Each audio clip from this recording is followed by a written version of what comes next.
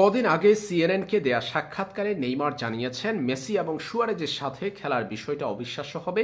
তিনি আবারও বার্সেলোনার সাবেক দুই সতীর্থের সাথে খেলতে চান। যদি সেটা হতে হয় সেই ক্ষেত্রে ইন্টার মায়ামিতে যোগ দিতে হবে নেইমারকে। সেটা কতটুকু সম্ভব, কিংবা কেন উঠল নেইমারের আল হিলাল ছেড়ে ইন্টার মায়ামিতে যাওয়ার গুঞ্জন? নেইমার জুনিয়র সিএনএনকে এই সাক্ষাৎকার দেওয়ার পর সেই গুঞ্জন আরও জোরালো হয়েছে। মূলত গুঞ্জনটা উঠে এসেছে নেইমার জুনিয়রকে আল হিলাল এখনও তাদের স্কোয়াডভুক্ত করতে পারেনি। সৌদি প্রো লিগের যে টুর্নামেন্টগুলো রয়েছে, সৌদি লিগের যে টুর্নামেন্টগুলো রয়েছে, সৌদি প্রো লিগ কিংবা কিংস কাপ অফ চ্যাম্পিয়ন, কোনোটাতেই কিন্তু নেইমার আল হিলালের স্কোয়াডভুক্ত হতে পারেনি।